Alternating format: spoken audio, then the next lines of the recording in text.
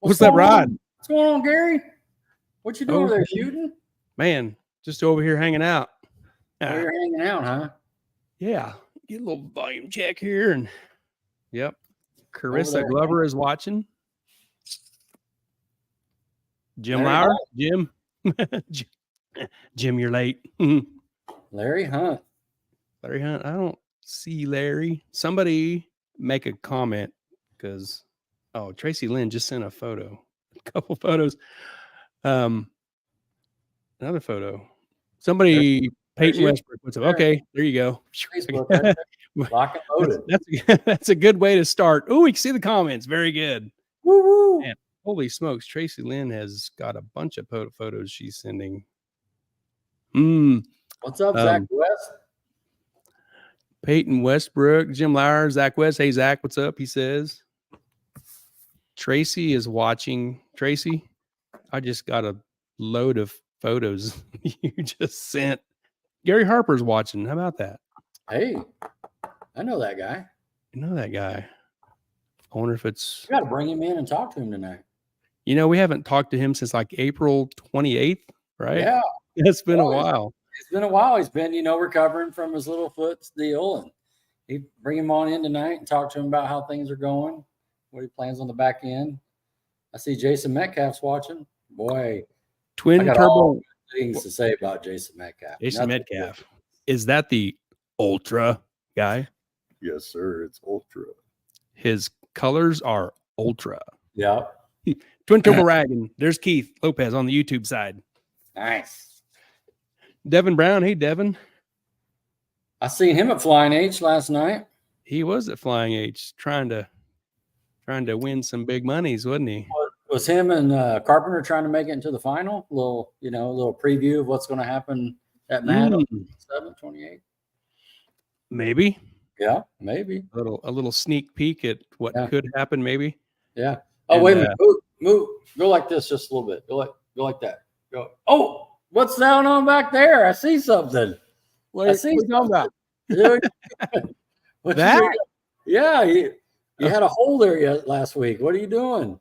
I guess it's officially official. It's officially official. Officially. Did you go buy a Suburban and take the motor out of it? Shh. Yep. No more dump truck motors. This no more dump truck? It's a Suburban motor. Oh, Devin says ended up hurting the motor after Q1. Dang, you gotta get her fixed for Tulsa. Woo. Oh man. Yeah, this is a Suburban special. Is it? Yeah. Is it a 5-tree? Yeah. Yeah. I'm pretty sure. God. Mr. Diehard Ford guy, Keith Lopez. Mr. Heavy on the Mr. there. Mr. Bleeds the Blue. All blue. He just happened to have one of these laying around. I think somebody's been pranking him, and they just throw these blocks in his yard and stuff. Yeah. And he happened to have one. I mean, I don't know what he would be doing with any LS junk. I don't either. But it's like one of those deals where you had 2 blocks together and you wake up, there's 3. And you wake up, there's 4, 5. Maybe his brother Sean is punking him. He just keeps bringing him in at night or something. Hey, Jim Robinson, Troy Aves. So he had a junker-ish block for me to use for some mock-up, and there it is. There it is. You're mocked up. I'm mocked up. And, there's something to be said about having a chunk of aluminum for a block. It's really easy to move around. I know. Tell me about it. We threw it in my truck, and I got home, and it was easy to just grab out the back of the truck, and I set it on my creeper and just pushed it right up inside the garage, and yet hang it from the cherry picker, and it's so easy to move around. You can just, you can pretty much manhandle it so easy. It's actually kind of nice. Heck yeah. Awesome. Yeah, it'll just be a stalker, crappy headed turd that's disposable, I think, when it's all said and done. Nothing serious. Are you talking about your motor? Or yeah. Okay. What? Yeah. Cool. Well, that's cool. Get some action done there, and as soon as you get those cylinder heads or whatever, you can start mountain rod again. You're good at it. Bend some tubes and make some headers. Yeah, I got header material ready to go, and a handful of other things kind of in limbo, waiting. There's Cameron Marsoff. Hey, Cameron. What's up, Mr. Cameron? Mr. And I went out and mowed the yard at noon today. It was hot, and the little army worms made some brown spots. But already, earlier in the week. But Cameron sent a crew over to take care of them rascals, and I tried looking down there to see if I could see any more, and I couldn't see any. So that's good. But yeah, yep. I heard Tiffany they got on the west side. Tiffany goes, "You got to get down there and peel the." I'm like, "I ain't touching. I'm not doing that." I just looked and I didn't see any, and I kept mowing. Yep. Cameron for the win, out there taking care of business. I saw him. Yep. One of his trucks. I got home and they're out spraying the ponds and stuff. The guy was out doing a good job there. I was watching him. Yep. At least this time we got on top of him. We got on top of him before the whole yard. We didn't know what was going on last time, and we was out of town, and we just got a big surprise. And this time we was on the ball. So oh man, turn it brown overnight. And Cameron sent a crew out, right away the next day. So right on. Yep. Yeah. Cameron says $1 million yard like you got. You got to stay on top of it. $1 million yard and a 10-cent mower boy. A $10 mower boy. Yeah. Man, I ain't got fired yet, so. Well, he must be. Oh my goodness, that's so funny. I was going to tell him about a story we were talking about the other day when I said your lines are crooked. You're like, I'm hoping to mess this up just enough to get fired. I do want to get fired. You gotta message my boss. Yeah. Well, hey, Cameron says, thanks for the business. Thank you for what you and your crews do, Cameron. Yeah. And Bo White Racing says, hello. Hello, Bo White Racing. I don't know the name behind that, but I see a turbo in that YouTube little picture deal. So right on. Blake Hughes watching. Hey, Blake. Oh, yeah. What do you think, Rod? Let's kick it off with a little news there. What happened last night? All right. Let me Peyton Westbrook. Hey, Peyton, let's scoot out of the way here. We found out today we lost a racer yesterday overnight. Titans of 10-5 posted this. It is with heavy, heavy hearts that we tell you the latest chapter of our Titans 10-5 story. During eliminations last night at America Dragway, Outlaw 8-5 racer Jerry Klingman rode an unbelievable wild-looking wheel stand pass against the West Choate Scarlet Camaro. And during the conversation on the big end, Jerry suffered a massive heart attack. Medics on the scene gave all they had and got Jerry transported. Sadly, this morning, Jerry went on to his next race, leaving this world behind. We are at a loss for really what to say at this moment, other than to say that we have all lost a great friend and we'll all miss him greatly. We will keep everybody in the loop as we get information on arrangements. Please keep Jerry's family in your prayers. Mm. Yep. Man, I read that and could not believe that. That's just incredible. And that's just, for real, went out doing what he loves. But I mean, just to hear that news, just never know when it's your turn, just incredible. Yeah. And I was, you probably was too at some point today, kind of looking for, Titans, results and info and stuff like that. And then, this popped up today and it totally made sense. Why that info wasn't there. It was just, I think I seen where they, when at what point this happened, they canceled the rest of the race, I think. So sure. Yeah. I might be wrong, but I think that's what I seen. That's what I understand. Might be wrong, but that's what I understand. Yeah. That's just incredible. And I didn't know Jerry that well, but I knew the car. I'm a car guy. I don't know Bob Street. I just know he's got a 70 Chevelle SS. Yeah. And so, but just sad deal here. Mm. This is from Ozark Raceway Park. They say Jerry Klingman rode a 300-foot power wheelie on an 8.5-inch slick at 77 years old last night for his final pass on this planet. Absolute legend. Our prayers and condolences go out to his family. Wow. Man, that's quite a deal. 77. You think we'll be doing this at 77? Just get thinking that, man. Like, golly, what a legend for real. Still Right playing. on, yeah. I hope so, right? I mean, Yeah. you know, being serious. Heck yeah. Man, living the life to the fullest, retired, work, you know what I mean? Racing, Yeah. staying with Yeah. the community. I didn't know Jerry real well. I knew of him and met him a couple times. And, you know, he goes way back to the Vamp days, the Vamp that raced out of the, you know, Kansas City area stuff. So the Vamp group way back, I don't remember what year it was. Jake Brantner wanted Keith and I to go to the Vamp banquet, and the banquet was in Oak Grove or Green Valley. I forget. I get those two confused, but the banquet was in that whatever little city that was. And that's where I think Jerry and some of them others lived. Charles Price from here in Wichita, him and Barry Peter, you know, they'd go do the Vamp deal, and they hung out with Jerry, and they were all friends. Barry and Charles was going to stay at Jerry's house overnight, you know, for the banquet weekend, and they invited Keith and I to stay overnight also at Jerry's house with them. So What year is this? it's been quite. I was trying to think of what year it was, and I don't remember. I mean, it was before like 2016 because obviously Jake was still alive, and I think it was 2016 when he passed away. And Right. so, yeah, so we went to Jerry's and met Jerry and stayed at his place, and that's the kind of nice guy he was. You know, he welcomed me into his home, and what I thought was funny was I don't know how we got talking about whatever it was he was talking about. He goes, yeah, I'm from this little tiny town in north central Kansas, and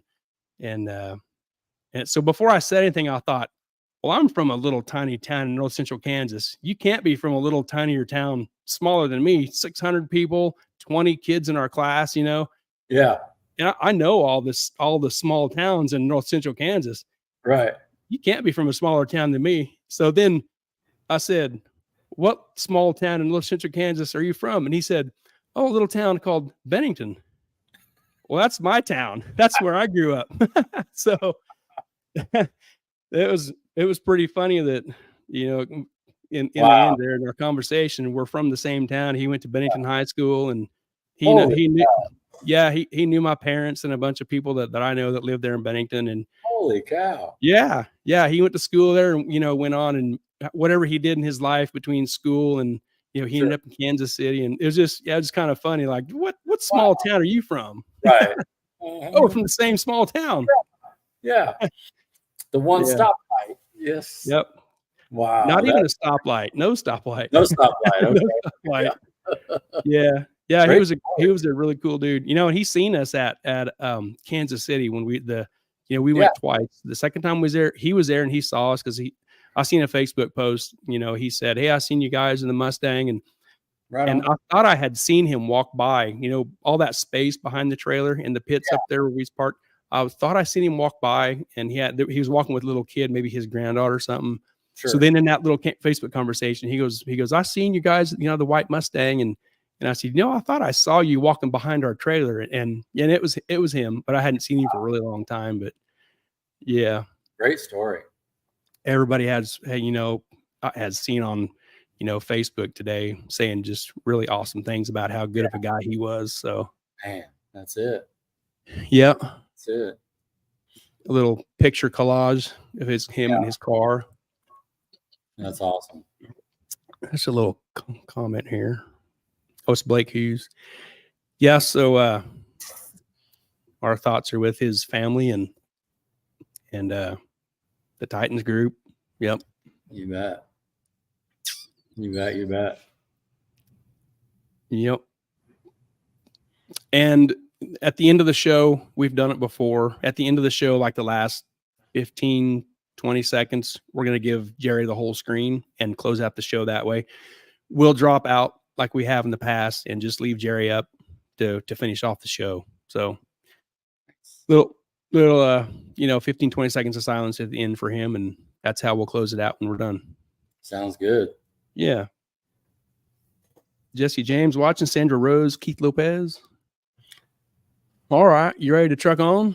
Let's go. All right. Before we go, I like about that car. What?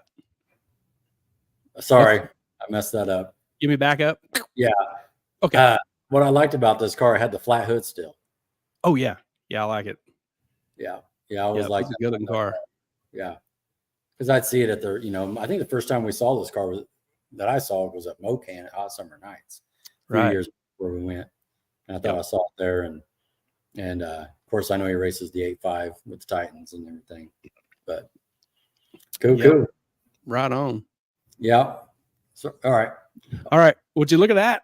Look at it, Larry. Checking it out. Larry.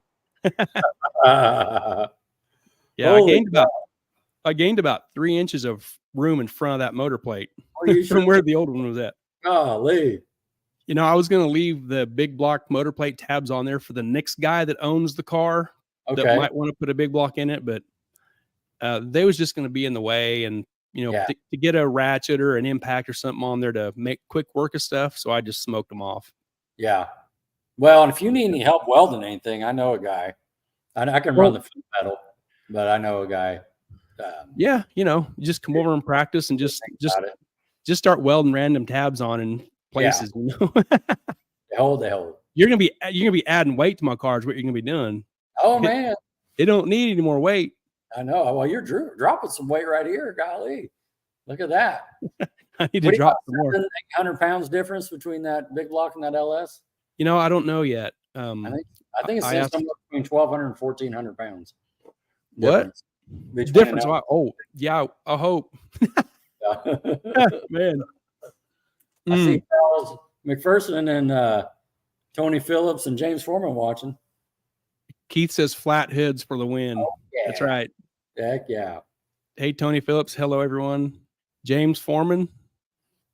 James made his little debut in the Malibu, didn't he? He did. I seen not very much, you know, video action, but did see a video or two. Yeah, I saw him racing there.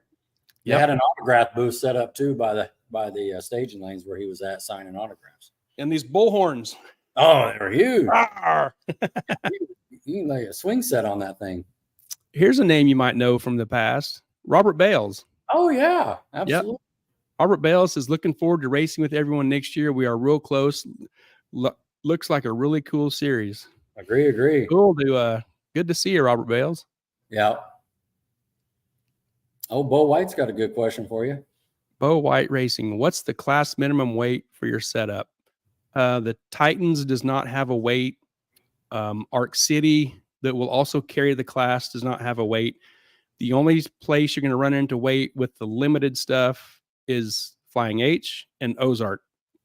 And the Outlaw stuff has no weight. Yeah. So what part of the country are you from? Yeah, Bo White Racing. Where are you from? Hope Shannon? that answered your question. Yeah. There's Shannon. Man, you got all the room in there now. Golly. Yep. Hope it's it'll be a little easier to work on. Yeah. Yep. I got my door back together. Got the tabs welded on here. Mm-hmm. What am I gonna do next? Dang. Oh, I'm gonna work on the window net next. Get that taken care of. Get Stroud cooking on a window net. Right on. I've got the pieces laying on the floorboard from CJ Race Cars. The pieces are laying there. I need to get them off the floorboard and before I start losing pieces. I know a guy. If you man, you can weld them up, right? I'll just hold it and you weld it. That's it. I do my best welding with my eyes closed. Eyes closed. Bo White Racing is from Georgia. Holy moly, you're at. Well, thanks for stopping in and hanging out with us, Bo White Racing. Yeah, we're just goofing off, having a good time. If you're in a small tire racing, you're in the right spot. Yes. I got some pictures of your stuff here, Rodney. Yeah. Look at that. Look at that. Yeah. Look at all that weight going on. Man. Holy cow. Is that a stock door up there in the top? It is. Yeah. Man. We're going to make it happen for limited. Here we go. Got a nice panel. You had to take the fender off to access some stuff. Bolts. Yeah, that's right. This weekend is through 1,700 pounds back on my car. See, now your car is starting to look like mine right here. That is. It's going the wrong way. I'm going the wrong way. You know? You're gonna back up to where I'm at and then finish it Yeah. out. Yeah. Yeah. Yep. Have you like done any calculation guesstimation at how much ET the car may slow down from these enormously heavy stock doors? At least a full second. Golly, man, they're so heavy. Jeez. I know. I weighed them. It took 6 people to carry that Oh man, stock. I don't have that problem. I never had mine off, so Oh, there you go. I've always been carrying that darn weight. Doors are to weigh the car down. If you don't have them on, the car floats. Right. That's how it is. Yeah. Oh, Josh Maddox is watching. Dustin Norton, Kyle Booker. What's up, fellas? Right on. There's Yeah, a that's cool, what I did today. cool So picture. already back together. Got him. Is the passenger side on, or are you still working on it? Next week. All right. Yeah. But just pause here for a little station identification. Like this is ultra color right here. You know what I mean? Sprayed these doors at his shop. Car wasn't even there. No blend. Perfect match. I mean, three phase paint or whatever you call it. Base, clear, pearl, and matches every time. It's just white. How hard can it be? It's got 3 white. It's just primer. How hard is it to paint primer? When you're ready to go fast, let me know. You can have a white. Well, I'll have to rattle can mine right. Mine white. Dustin Norton, how's it going? Dustin, haven't talked to Dustin for a long, long time. Yeah. Nick, Pro Mod, Fox Body, whatever. Yeah, with steel doors on it. It's getting more stock by the day. Actually, look at those mirrors slowing it down. Putting on it. Door key, everything. A Suburban engine. Gee whiz. Yeah. Oh, are you done with your stuff? I got a spy picture. Yeah. Sounds good. Let's go. I think I found Linker's car. Oh, did you? Okay. Oh, let's bring it out. They had a radio announcement about it. I'm pretty sure it's a limited class car. Okay. Well, he talked about running limited. Well, I think I found how that got leaked. Mm-hmm. You know, you got to drive the thing to the lanes and back and all that. So this thing was out in the habitats. Yeah. Are you ready? It looks 100% legal and ready to go. Are you ready? I'm ready. There you go. That is it. See, that is it. Holy cow! It's got the bullhorns like the Malibu. Well, we may have to run that by the tech guys, but make sure that type of downforce is legal on the rear tires. Right on. But it looks like it's got the Dodge truck mirrors. You know what I mean? Dodge trucks it. Well, I mean, look at Tony. He's pissed off. Look at him right there. He knows it's let out. He says, "Who let it out?" I can't tell you. It was out. I seen it out, and I was like, "There it is." The Florida plate. There it is. Maybe he dropped one off and picked one up. Got to see around my stacks. Yeah, I mean this looks legit limited right there. I cannot believe it. Driving to the lanes. Oh my goodness.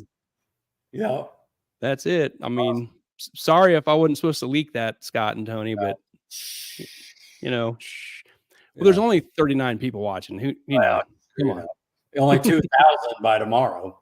Right. Yeah, that's a pretty crafty machine there. Don't forget the horns. I see the horns on top. Yeah, I've been trying to figure out the horns. Like maybe the horns, if you feel like you're going too fast, you blast the horn and it maybe slows you down. Pushes air against the forward and it slows you down like a brake. That's like a brake. That's why it doesn't have a parachute. The horns blasting forward slow you down. Like an airplane. Like an airplane engine, the reverse thrusters. Yeah, TRs. Yeah, thrust there you go. Yeah. That's it. We got it all figured out. Yeah. Yep, there it is. Can't wait to see it. Well, good. Well, maybe they'll have it out on the 27th, 28th. Maybe. Yeah. Craven, God dang it, Scott Linker, you never save any pussy for the rest of us. Oh man. Picking up all the chicks. Lock up your ladies. Oh man. Good. Hell, I can sell him my lightweight doors, man. The white paint and There everything. you go. Man, Golly. Gary, I knew you were into the white cars. You keep finding them. dang. That's a beauty, Clark. I need to get it's funny. And you got a security guy just standing right there. You know what I mean? That look at Gary looking at it. Holy cow. Yeah, it's a pretty serious fella. Yeah. He backed it in and everything. Yep. Got to get that quick getaway. In more serious race car news, we saw this come up for sale. Snot Rocket. Woo woo 2.0. This thing is etching itself in street car racing history pretty solidly. Oh my goodness. This thing is incredible. Brett LaSalle now we're racing it or working at Motion TBM Rife. Yeah, that whole umbrella. Did the whole Dragon Drive going low sixes, wasn't it? Holy cow. Yes. Is this an LS, Gary? Is this what this is? An LS? It is not a Suburban motor. LS? What would you say? It's not a Suburban motor. Is it a Wolf? What is it? Oh no, it's a Coyote. Yes. Yeah, it's a dinky little 300-inch deal, isn't it? It what they are? Yeah. Yeah. For the, it's a 5.0, it's a 302 base Coyote. Impressive. Yeah. Very impressive. I see where he wants to break the 5-second barrier too in the quarter, and that's why he's selling it. Yeah, and it was for sale for like what, 3 minutes? If that. I think if he would have took off at the starting line when he got to the finish line, 6 points, it was sold, before it was sold. No kidding.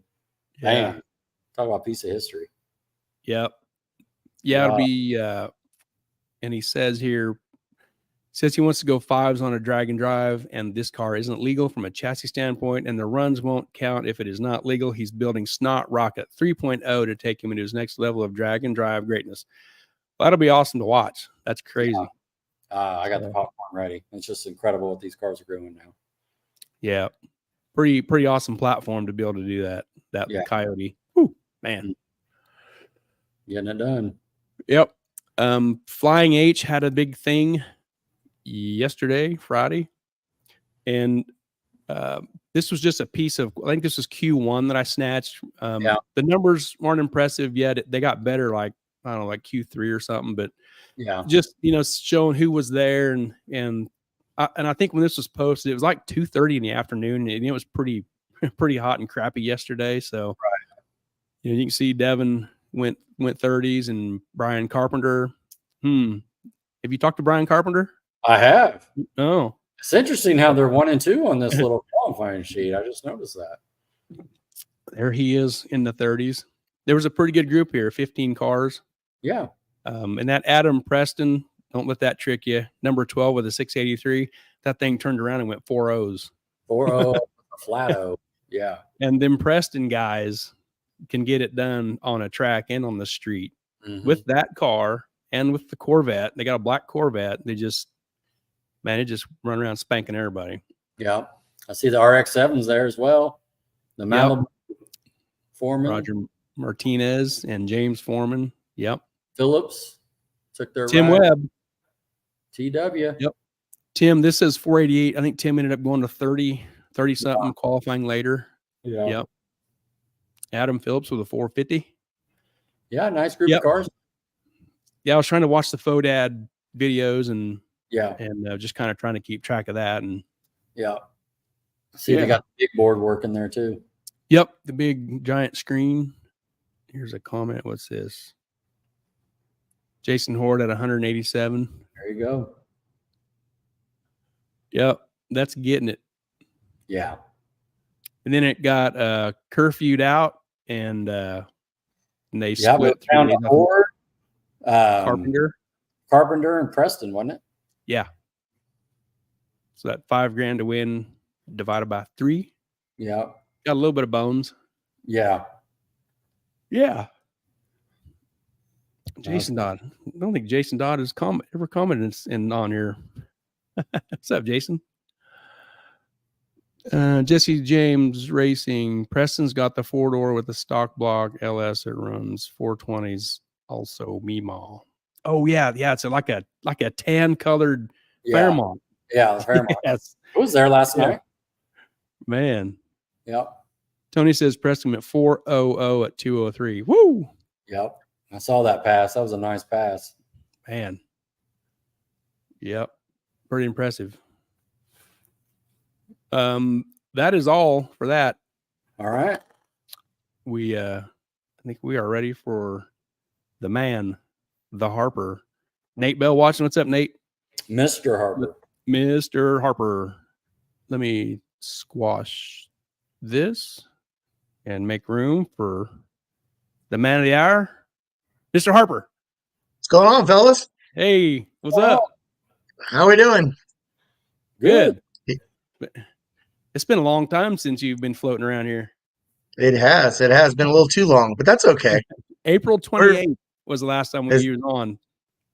Well, I watch a lot and I comment from time to time, but yeah, I haven't made much time for you. I hadn't had much news to talk about. Yeah. Well, before we get started, give us a medical update. We've had people chime in. How's Mr. Harper's foot? How's Mr. Harper doing? Yada, yada. Give us a medical update. Well, unfortunately, we still got a pretty good sized hole in it. We're working on it, but I think we got a little too brave and got on it a little too much. It was making, major leaps and bounds in recovery, and then all of a sudden we just got flat about the last 2 weeks. So we're changing to a little different program, but we're still optimistic that we're not going to have any long-term problems. It's just a matter of everything is done in centimeters in the medical field, and we started out at like 4 point something in diameter, and now we're down to under 2. So that's fantastic, but the depth is still pretty deep, and so it's not quite to bone, but she's close. So we're being careful with it. Still doing 3 days a week at the doctor's office, and they're getting me on the right track. It's just it's going to be a slow deal, I mean, we knew it was just race season. I mean, if all this had taken place during the off season, good chance I could have made the full recovery right off. But we're not there yet, but we're gaining. So, Lord willing, we'll keep our foot. And I tried to do what I could. I got on it a lot Friday night. We had a great test session out the track, and just I didn't bring in enough employees. And the next minute, I know I found myself yelling at my wife on the radio as she's telling me, "Get off your foot." I'm like, who the hell else is going to do this? I got no choice. And I probably did have a choice, but I just it's when we're racing, the adrenaline's going. You don't notice it, and the problem is there's not a lot of feeling there. So it's not like you don't get reminded that, hey, dummy, get off your foot. So yeah, it was a couple of hours worth, but when we got all done, I didn't have any. It wasn't any worse. It wasn't bad or anything. So I was like, well, it is what it is. So yeah, we're gaining a little bit at a time. It's probably going to take the rest of the off season to get it sorted, but I got plenty of time. So sounds like Mrs. Harper needs to get you a shock collar so she can get off that foot. Yeah, she probably doesn't need to hear that, because that would probably not work out real well for me. We'll just get on Amazon and just have it sent to your house. Yeah, thanks. Like 5 or 6 times a day. Yeah. White check. Usually it beeps first. That's the first reminder. And if you don't pay attention to the beep, then you get the shock. As long as she'd have the beeper wore out before before it got to the end. So anyway. Very good. Very good. So that's the health update. Tony says you're giving Super Mario vibes with the background. Yeah, you guys are telling me. You're in my video. It's you can see you. Oh, hi. Yes, you can. Mama and her sister just came home from the grocery store, so they're. Oh yeah, you're totally coming through that. That is hilarious. That's right. I was like, she just walked through a brick wall. Did you see that? That's how tough she is. That woman just walked through a brick wall. I can't believe she would be able to do that. You better do what she says. Yeah, I just Y'all don't know who you're messing with. that's right. She just said you don't know who you're messing with, so Wonder Woman. that's awesome. Yeah. So anyway, what else has been new, guys? Oh man, we're just been coming on here. You know, as you probably been seeing, Gary and I are just kind of getting ready for this limited coming up. I know that you got some funding set up for next year on that, which I'm super pumped about, and so is Gary as well. You know, we know we I'm can't. super broke about it. This is your fault, Mr. Harper. You and Larry and Al. Great minds think alike. You know, we were trying to come up with something that would make it a little more user friendly. You know, I've got a fondness for heads up racing, but we all know that all of a sudden it becomes a situation where you're racing pocketbooks, and some guys are in a little different situation than others, and some guys can get away with it, and some guys can't, and unfortunately, everybody wants to come to the party and play, but you know, Yeah. sometimes you just get out ducked, you know, and about the only thing you could do is pull back the track prep. And that's where the no prep scene came from. You know, let's pull back the track prep. And now the guy that's got the unlimited budget is not going to be able to get down the track as well. Well, guess what? They figured out how to do it that same way too. So really the equalizer is just trying to get a little more budget friendly deal.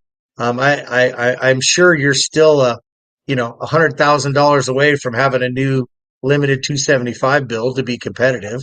But it's not a $225,000 build. So, and of course, guys are doing a lot of the work themselves so they can get it, you know, done a little bit cheaper. But if you just dropped it off and said, "Call me when it's done," it's going to cost you a ton of money. Yeah. So, you know, when I talked to Al over the off season, he said, "Man, we're thinking about doing this," and I said, "Well, hell, you do it, I'll do it, and if we can get some cars from our area to do it, and they can join in on the 10-5 Titan series when they got a chance. At least the 3 or 4 races that make sense to travel to. Then your guys can come this way, the 2 or 3 races that I'm going to hold. And so that's why we kind of linked up and decided the rules package really needed to make sense. You can rule these things to death.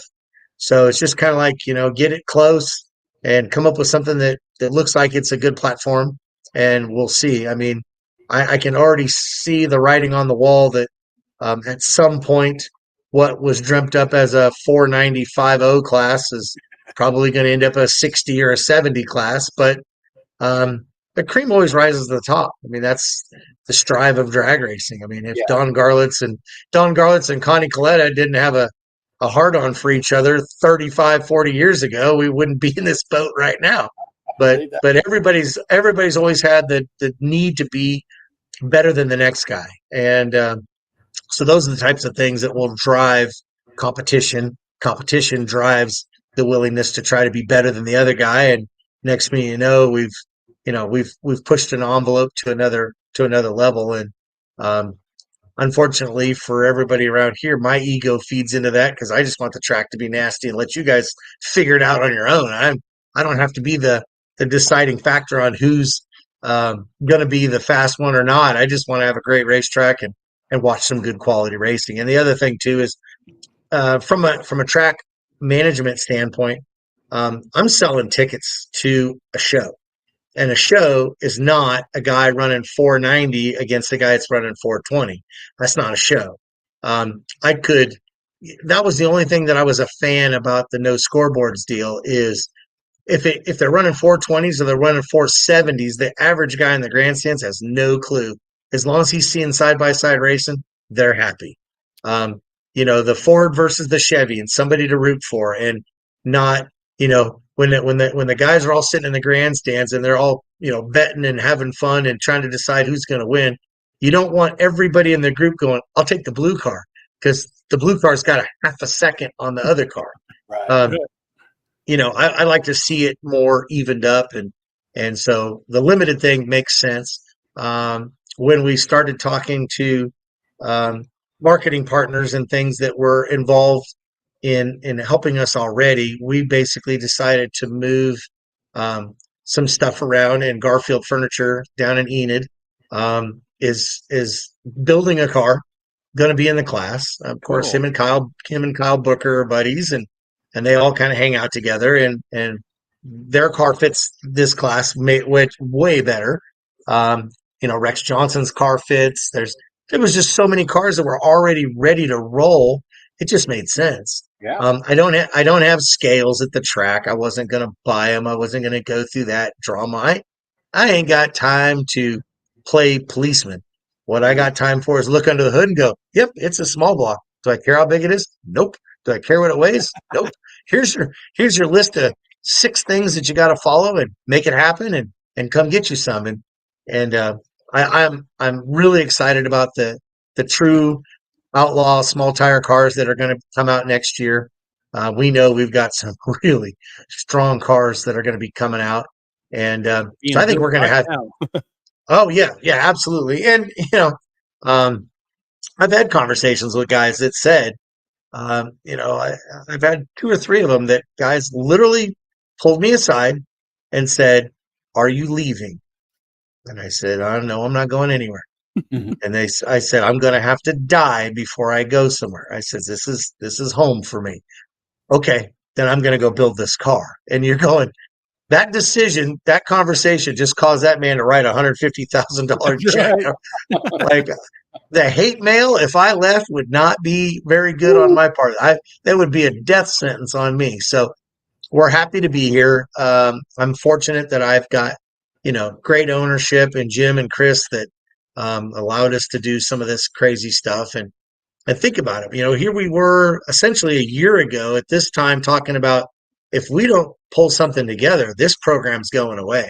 Right. And you guys, that's what formed this podcast. Exactly. This podcast was created because of a need of getting the awareness and let's get going and look at the car count that we're going to have next year. Yeah, I'd love to have them this year, but you don't build these cars overnight. They're not going to be competitive overnight. And there's too much money invested to do them wrong. So we're okay with just going, hey, let's just build this thing up and let it go. And my vision of it can survive on its own. It will eventually grow legs and walk is the same theory that Chris has. We know if we put in the work, we'll get the response that we wanted. And yeah, we know that, Scott's got a car coming, and the Metcalf's got a car coming, and the Mocs have a car coming, and those aren't going to be slouches, guys. Those things are going to be nasty. And then with the guys that are switching to limited, I think I got to believe that, Rodney, your car fits probably better right out of the gate with anybody, because you've already got all the testing for that deal, and all you did is put a little more weight on it. You know what I mean? It's going to be a competitive piece, and the class is really going to fit your style. So that's what we're looking for, and I've really enjoyed the track prep side of it. I used to say anybody could prep a track for bracket racing, and then this year happened, and I went, "Oh yeah, that's not the case." But it's not as hard as it is to do true radial racing, or at least being able to look at the track and go, if I spray this thing with 100% glue right now, I'm going to ruin it for the rest of the night.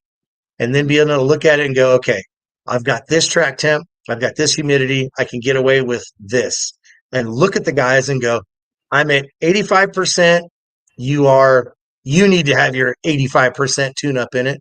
And then when the conditions get right, then, the big shit-eating grin gets on my face, and I turn around and look at Donnie, and Donnie goes, "Is it time?" And I go, "Yeah, it's time." And we switch the tanks, and we go to 100%, and then all hell breaks loose. Wow. So it's exactly what we did this weekend, and it was good. It was fun. Good.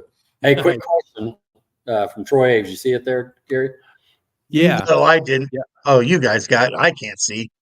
Troy says, so the street class, will it still be around with the relaxed rules?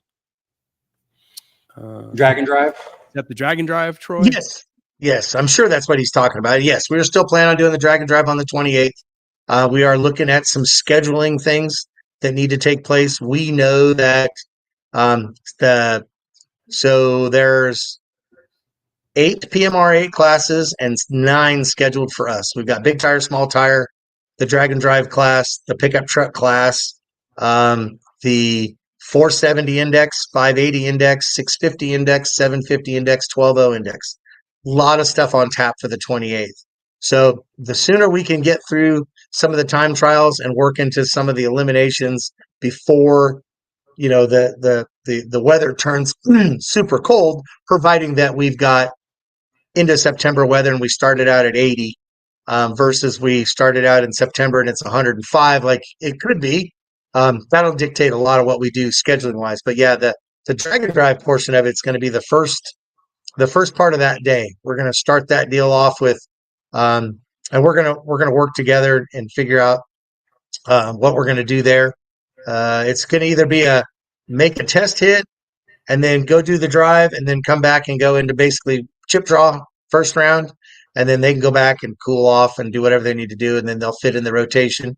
That's kind of what we're thinking. We're thinking about letting the bikes in our index classes get a couple pulls at the tree, and then maybe move into the small tire stuff. So Is just in case that's what Troy was asking, he may have been, but is the drag and drive going to be next year also?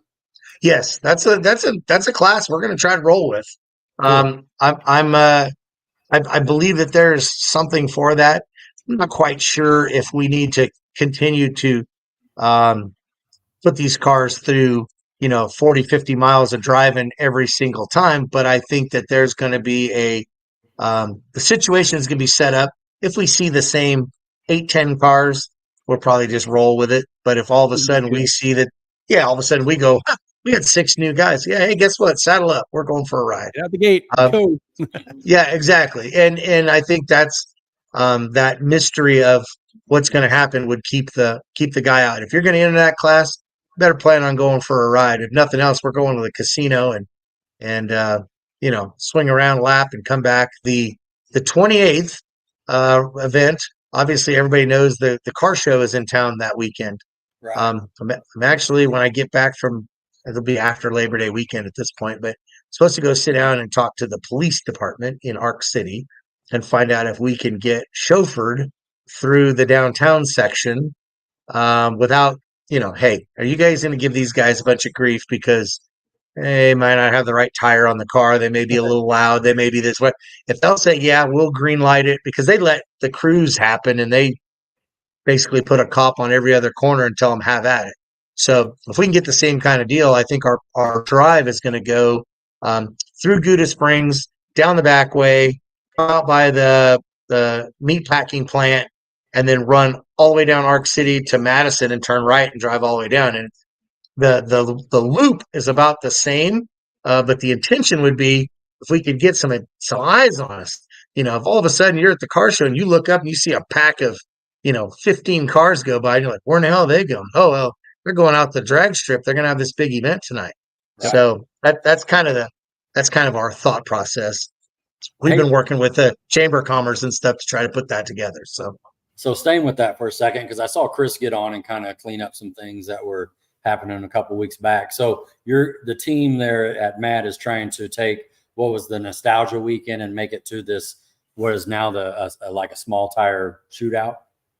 Well, here's the thought process. So, we have the numbers, we have the data, and unfortunately, COVID was the most fantastic thing that could have ever happened to MAD because it was the only thing that was open. We didn't have movie theaters yet. You weren't going to baseball games. MAD got special permission to be open. Chris called the governor's office and got the okay to be open. And of course, it was packed. I mean, it's unbelievably packed. Then the next year, crowd was half. The next year, the crowd was half. Circa 2023, when I take over, 31 cars paid for the racing portion of it, which was held on Sunday. 51 total tech cards between Friday night and Saturday. Now, I can tell you that 51 $35 tech cards does not keep a racetrack open for 3 days. So we also, of course, they had the big burnout contest, and that's always a cool deal, and it's a big draw. We had about 700 spectators came out, which is a fantastic number. However, we had 350 of them that left going, how come there was no show? There was no fast cars here. I mean, we literally had some test and tune 12-second quarter mile cars, and it was the same 9 cars just kept going around and around and around. And everybody in the grandstands is yelling, burnout contest, burnout contest. It's like 9 o'clock at night. The burnout contest is supposed to be 10:30. And they just wanted the burnout contest, so they'd go home because that's all they were there for. And we felt like, you know what? This is just, it's not working. It's not what it was. And unfortunately, Chris had to clean up some stuff because we had some racers that felt like that, we took something away from them. Well, I can't take away something from you that's working. If it made money, I'm all in. I mean, if it's making money hand over fist, you don't change it. The only time you change it's when it's not successful or we got a problem with it. And so we're going to condense Friday night. We'll have all the same aspects that were on Saturday night, but we're moving them to Friday night. The one kicker or the one bonus is we're fully intending on basically open up the track about 5 o'clock, open test and tune. I don't care who shows up. And then we'll run until about 9:30, shut everything down. I will go out and do my little scrape machine deal like we did at 10-5 race. And then I'm going to put a nasty racetrack together for Friday night. And then we're going to do small tire. We'll basically make a lap through our heads up categories for qualifying for Saturday's race. It will count. It will count towards qualifying for the ladder. Our theory is if we do that and then we do the burnout contest after that, now the guy that pays his $15 got to see a show on top of the burnout contest. There you go. And, oh, by the way, you can come back tomorrow and watch these guys do this 5 or 6 times. Yeah.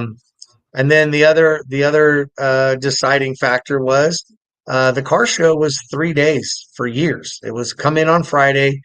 They had a dinner and kind of an evening cruise. And then Saturday was the whole car show thing. And then Saturday night they would have a cruise. And then everybody would come back Sunday morning and do awards.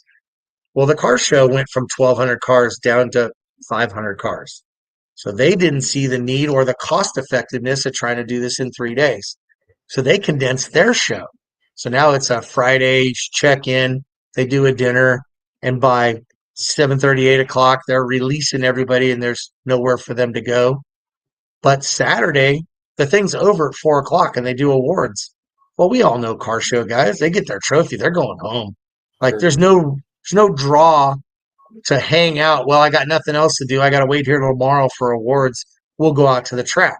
So my fear factor was the only way I'm going to capture these guys is capture them Friday night, hoping that we can put on a show Friday night that will make them go, this is worth coming back to tomorrow. I'll get my award and then I'll drive out here and we'll go check this out. So, I guess Chris got upset because there's a few people that think that I just shoot from the hip and wing it, and there's no thought process into something. And they just took it personal that I would, the comment was made, I took it away from them. No, it just wasn't working. It wasn't working. There was nothing nostalgia about it. I mean, they called it Nostalgia Weekend, but there was nothing nostalgia about it. Not one single thing was 72 and older, which is what most people associate with a nostalgia race. Nostalgia races, to me, are what happened at Kearney last week. Front engine dragsters, gassers, stuff from the 60s and 70s. Yeah. Not your Pontiac Grand Prix that's in 1985 with a small block that runs, 1130s. That wasn't it. So the race needed an identity. And the identity that we are going to give it is all the fun you can have on Friday night with your clothes on until about 9:30. Then go park your butt in the grandstands with a cold beer and watch what we can do. Then when that's done, we're going to burn the place to the ground. And I pity whoever's parked in spots 27, 28, 29 because the smoke is going to be thick. But it's a lot of fun. They did. They tore the place down last year. It was a ball. I was like, this is cool. And then we clean it all up. And depending on what time it is, we may let some more test and tune guys have at it. We'll come back in Saturday. The general public at that point is done for Saturday. We'll put our PMRA show and our small tire show and everything that was supposed to happen May 5th will get moved to this event. And then Sunday, PMRA is actually going to have a double header for all of their index bikes and the bracket bikes and that, and then I will hold a no box gamblers race, and anybody that was here on the Friday can come out and join us on Sunday and run part of the race and do that stuff that way. So, like I tried to explain to them, you guys really didn't lose anything other than you can't make endless runs on Saturday night. That was fun for you guys, but it wasn't selling tickets. I need to sell tickets. So that's what we did. And Chris got his point across, and a couple of those people called and made apologies and said, hey, we're sorry we didn't see it your way. And I'm like, well, I get it. I totally get it.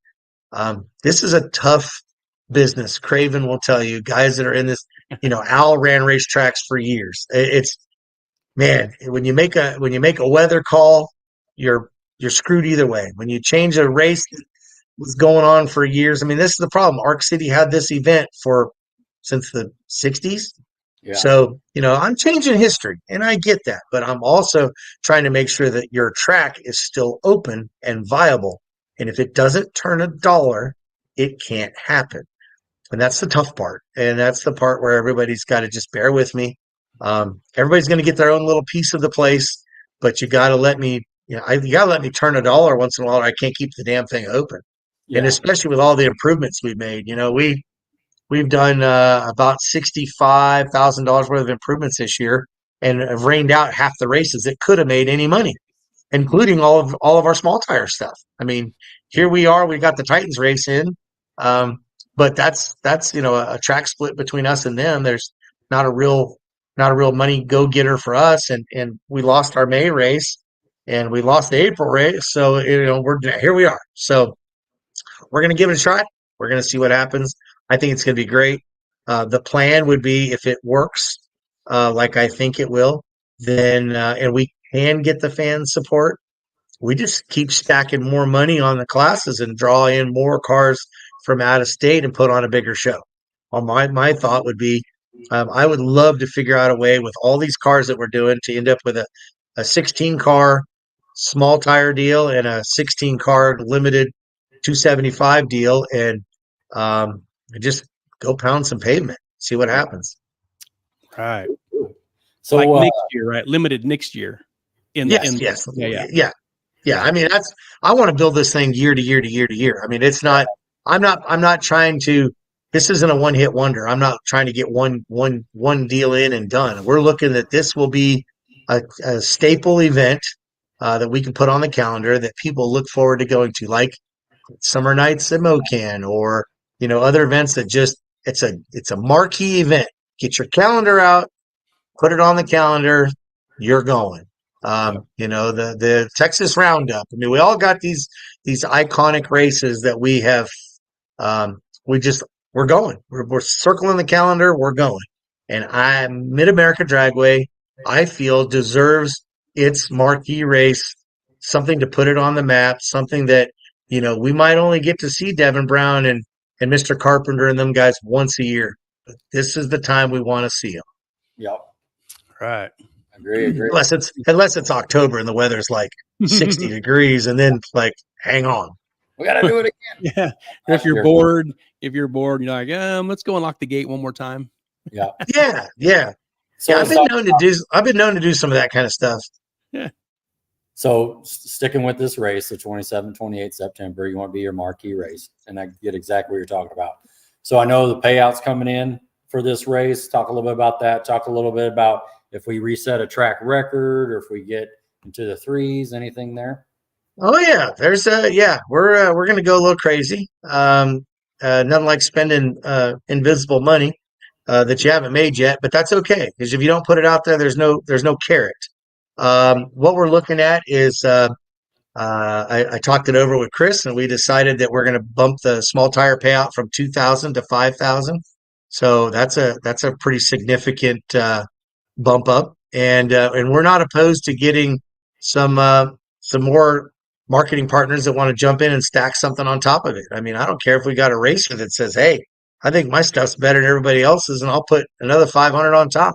I'll race for my own money." Hey, I'm in. More the better.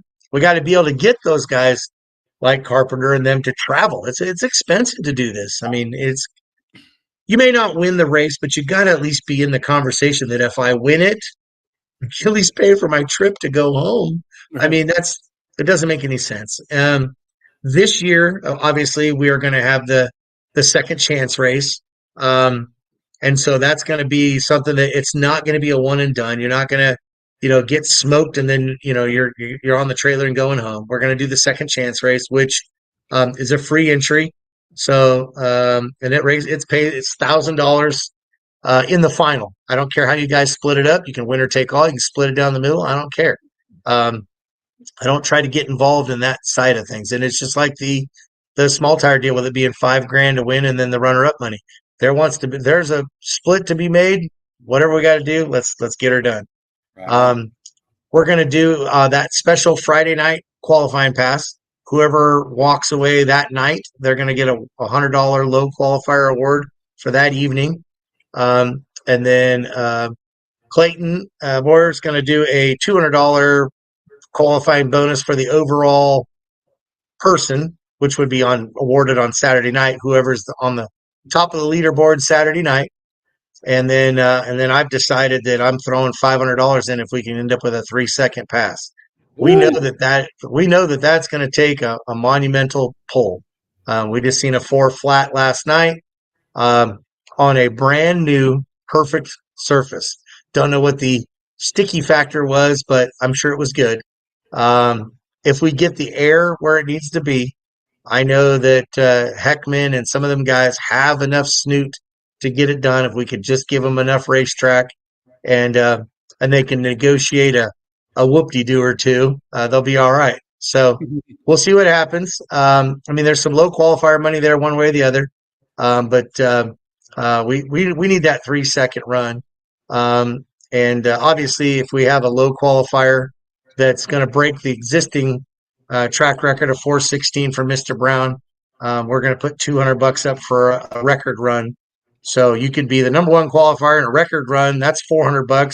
Put it in the threes during the same deal, and now we're just stacking money. Now we're at $900. So Nice. it could be worth it to somebody that's got some ponies under the hood. Yeah.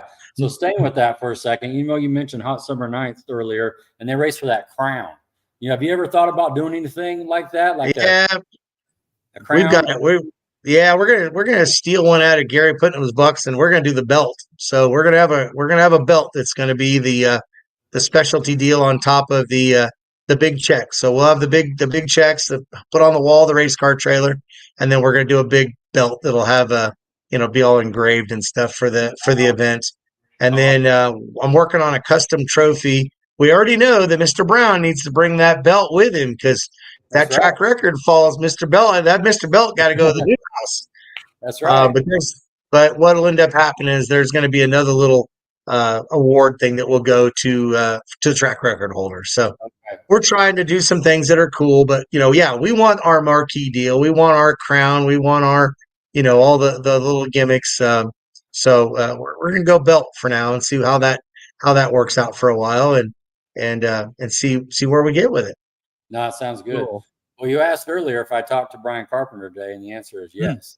And he actually told me he had a good time at Flying H, and he did get to talk to Devin Brown for a little bit. But the goal is to try to get 2 or 3 of his Minnesota boys to come back, try a shot at that record. He wants the belt back himself.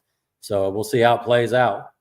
But that'd be awesome. That'd be awesome because we'd like to see him back. I mean, we've made so many improvements since they were here last with the shutdown and return road and all the new LED lighting and stuff. It's a lot better facility than it was the last time he was here. So, and I guarantee you that the PJ and the situation of the track prep is probably worth 2/10 just from what was there to what's now. I mean, the Chris and them guys did a great job, but the combination between the Renegade glue and the PJ glue is there's no comparison. Sure, that to me that's a no-brainer, and that's not just me. That's anybody that's used the stuff will tell you that it's just the Renegade glue is fantastic for about 3 or 4 pairs of cars, and then it gives up a little bit, and then you run a few more cars, and then it gives up, and then it gets flat. that PJ will stick around. I mean, last night we quit spraying, and it was just nasty for like 2 more rounds, and it was like, wow, this is really good. So we love our PJ, and so hopefully them guys will come and give us some feedback on our improvements, um, and we'll see how it goes. Well, didn't a local guy set a personal best for him on Friday night? Didn't you have a little test and tune? Yeah, Chris Badgett, congratulations! He got his first 8-second quarter-mile pass. Uh, we there it is, right there. Go ahead, Yep. Gary. Yeah, Chris made a Facebook post. He said, "These are the best parts about the night. Hats off to Gary Harper for a stellar track. My suspension is still fighting me. I think I know what's up. Full exhaust, full weight, full interior, street tire, no nitrous, and more left in it." And he goes at 898 at 151. And you were a part of that, Mr. Harper. Yeah, I kind of we all remember our our Rex Johnson episode last year where we talked him into, we're just gonna keep working on the track and you're just gonna keep figuring out how to go faster, and then yeah, and then there was a real good conversation that Kyle and I had with Rex, and we're like, listen, don't bump in on the bump box, roll in there, barely light both bulbs, go up on the converter so you get all the roll out. And when the thing picks the front tires up off the ground, don't you goddamn lift. He went, oh, okay. And he got his first 4-second pass in the 8. So we kind of had that same conversation. We sprayed it 3 times in a pretty short window. And the first time it went 902, and it was like, damn it, go turn it up. Well, then it got a little too carried away. And what was happening, and it looks like today I've seen some pictures where he'd fix it. The anti-roll bar was bound up. And so it was crazy because you'd see it start to separate, and then all of a sudden it would just bottom out, and the front end would drop, and it would knock the tire off. And I'm walking out there going, this is the best track that we've had. How is this possible? So he went back, and I said, okay, whatever you took and put in it, come back half of that, and it'll go. I went and sprayed it again, and he's like, "You don't have to keep doing that." I said, "Yeah, we do." I said, "This is for all of us," and to me, that's what it's all about, right? I mean, you're going to go at this deal, and you could be, and I'm not trying to dog on other racetracks. Financially, it's stupid, but I know you only get that first time. Every time that Rex has a conversation with somebody, I made a 4-second lap, and I did it at Mid America Dragway. Every time Chris tells somebody, oh yeah, that car's been 890 at Mid America Dragway, I want to be in the conversation. Yeah. I'm working off of building my reputation personally, but I am trying to build a legacy for what the Maybriers started here. And that legacy is we will work harder and do whatever it takes to get you to your spot. Now, if I'd have done it again and we couldn't get there, I mean, him and his crew, we all had the conversation. Like, if it don't go this time, it's just doomed. Like, we got to figure out what's wrong with the chassis, But the cool part was they kept digging, and we kept playing with it and kept going, and that's okay. I mean, to me, it's is there a lot of budget for that kind of stuff? No, but I don't do it every weekend. And yeah, it's one of those when the opportunity comes up, you got to take it. Because again, I'm in that conversation forever. And they're never going to take that away from myself or our racetrack. And that's what milestones to me are all about is, the first time you did it, I was here, and it's part of a conversation. And that's something that, he'll be able to talk to his kids about 20 years from now. Remember back then when now that we're running, low 7s, remember when we was trying to go in the 9, the 8s? Yeah. So that's all we're trying to do. And it's cool. And I like doing that kind of stuff. Yeah. Well, I can testify, 439. So. Yeah. Yeah. Craven has a question here. How much is a drum of PJ, and how much do you use on a radio weekend? So typical deal, I'll burn two barrels, and it's $14.60 to the door a barrel. So yeah, it's I killed 2 barrels this weekend, to run a test and tune that I turned in $1,800, and then the bike race that I turned in a little bit more than that. So yeah, at the end of the day, you probably didn't quite cover everything with everything, but we build memories, and we're building a program, There and you that's go. what we're trying to do. And I've dabbled with all the other glue. When I went, you guys all know I went to Iowa here 3 weeks ago and ran an event there. Same kind of hot, nasty weather that we deal with in Kansas. We sprayed LC7. It was decent for 30 pairs of cars, and this is in bracket mode, so we're cutting it 80-20. Decent for 30 pairs of cars. It gave up a tick on another 30 pairs of cars. It gave up a tick, then it kind of flattened out till the end of the rotation. Then I had to go spray it again, and I had to do that every single round until the round count got down to 60 cars or less. And so at the end of the day, that $900 barrel of glue got used up faster than I would have used a barrel of PJ, and I was on the racetrack 20 minutes 4 different times. So Yeah. it's Wow. for 5 different times. So at the end of the day, I lost money. It costs you more money to do it that way. And I know Yeah. there's some other stuff that's out there, and I haven't dabbled in it yet. We all know that the Summit brand glue that Kurt Johnson came out with is supposed to be real good stuff.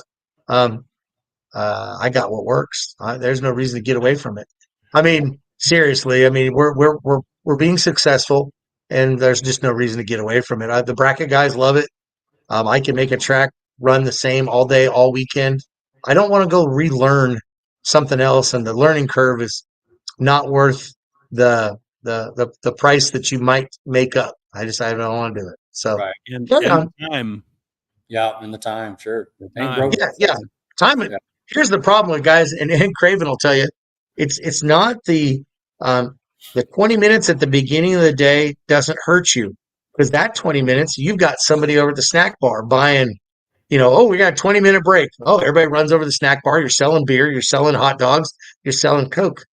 What happens to that 20 minutes at the end of the night when there's nobody in the grandstands, and all it's doing is costing you money? And now the lights are on. You're spending more money than you were per hour than you were at the beginning of the day. Yeah. That's where the time kills you. The time kills you at the end of the deal, not at the beginning. The beginning, you can absorb it. The end of the night, oh, it just kills you. The in-between rounds and the downtime, and nope, I'm good. I'm real happy with what we're at. Looks like Darren's got a question off YouTube there. You see that, Gary?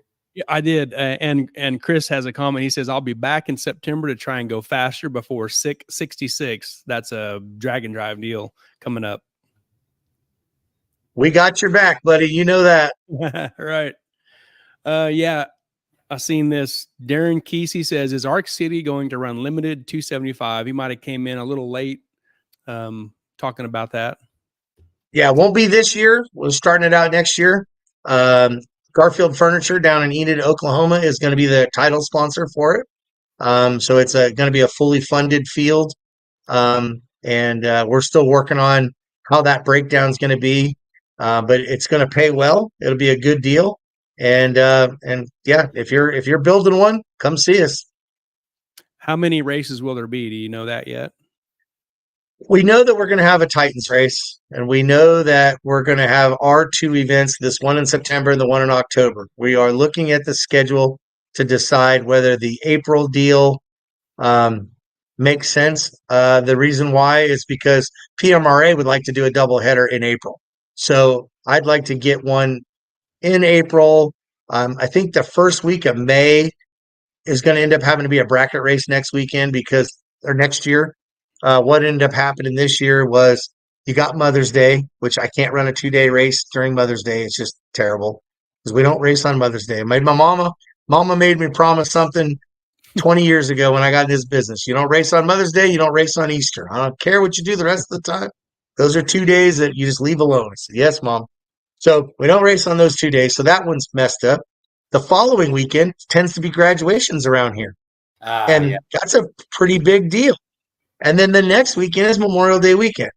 and we don't like running those kind of races on a 3-day weekend because guys want to go to the lake and they want to spend 3 days doing something with the kids. And there's just a lot of stuff going on that time of year that typically drag racing for us doesn't work because MoCan does a great big race every Memorial Day weekend, and they've been doing it for 40 years. They got a head start, and so I'm dead in the water 2 weekends out of the year, or 2 weekends out of May, and I got to get a points race in because we tried to do it and just got hammered.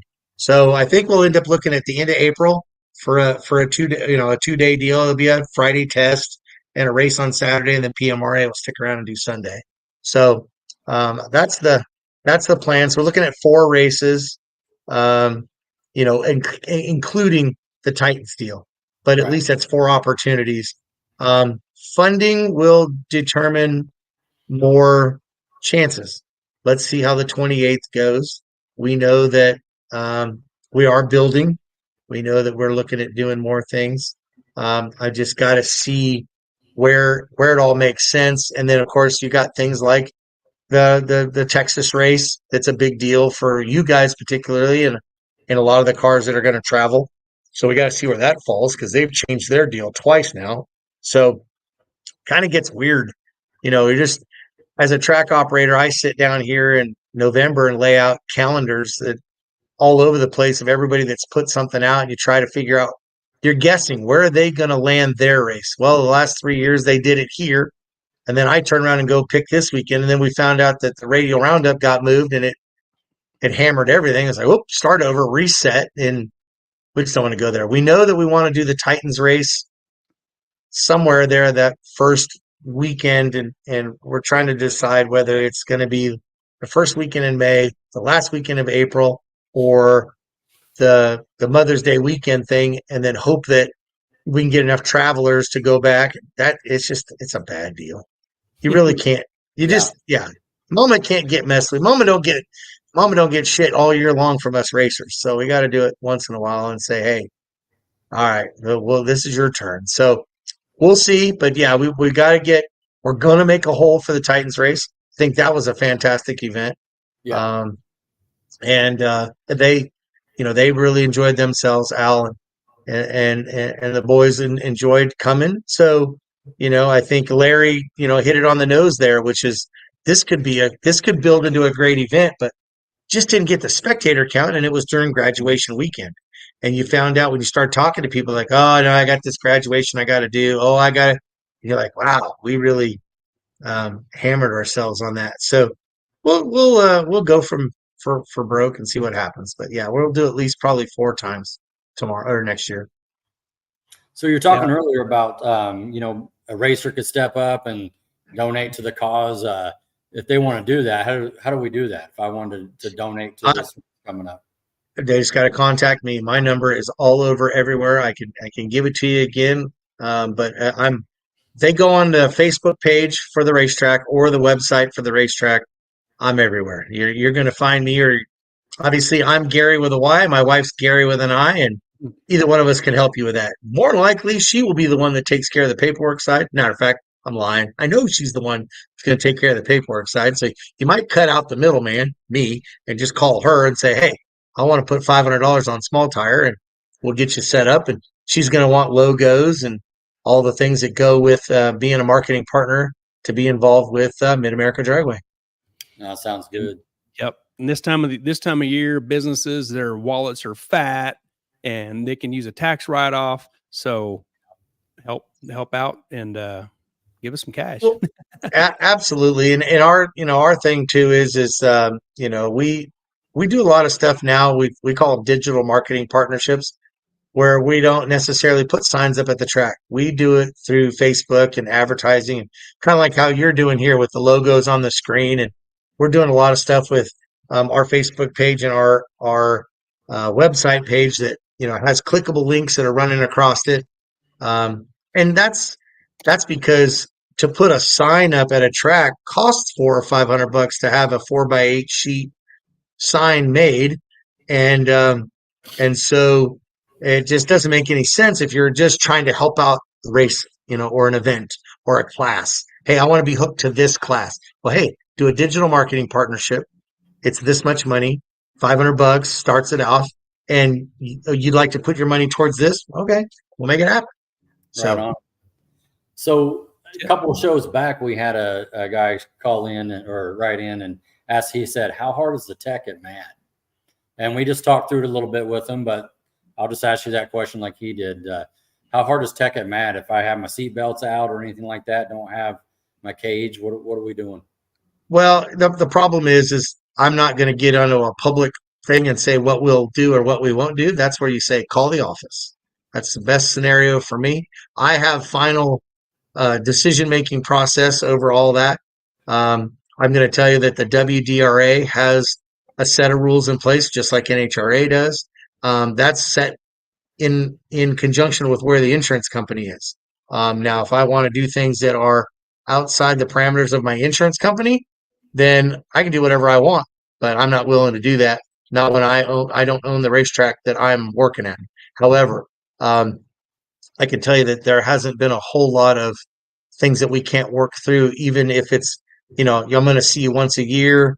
You need to make a phone call and we'll have that conversation over the phone, but we don't text. We don't talk about it. That's just the way that deal goes. Perfect. Got a lot of people comments here.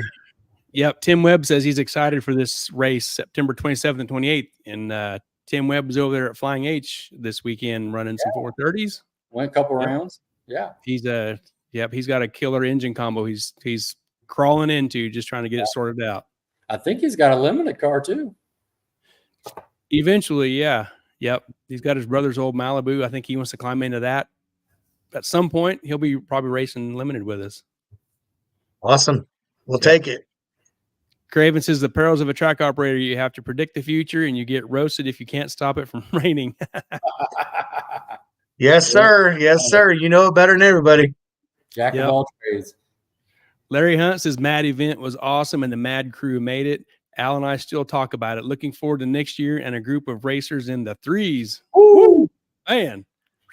That's what I'm talking about. I mean, they got faith. They got faith in what we can do, and I think we've got faith in what we can do. And you just gotta. I mean, there's so many factors. We've had that conversation, guys. The weather's got to be there. We finally got the track. It sounds funny, but as many times as we've scraped it and re-rubbered it and scraped it and re-rubbered it, it finally has taken anything I want to throw at it. There's no peeling. There's no issues. So those are things that I get excited about because you don't have to really be real careful with it. You can just go, hey, just throw it at it. Let them have it. So, it's taken a while to get that where it needs to be. It didn't happen right away when I first got here, and it finally, that's part of the reason why I wanted to have that last minute open the doors for one more shot, because I finally felt like I finally got a handle on the racetrack. Right. And I'm like, shit, I don't want to wait till next year to do this again. And so that's why we're going to look at those things and say, hey, we're going to do it. So I do believe between now and when we get back around to Titans here, we're going to have something for them for sure. So that'll be great. Yeah. That'll be exciting. Hit on this real quick. This was a schedule change. Mid America Dragway posted attention all due to the NPK event being scheduled for October 8th. We're moving our fall no prep event to November 9th. Please help us spread the word.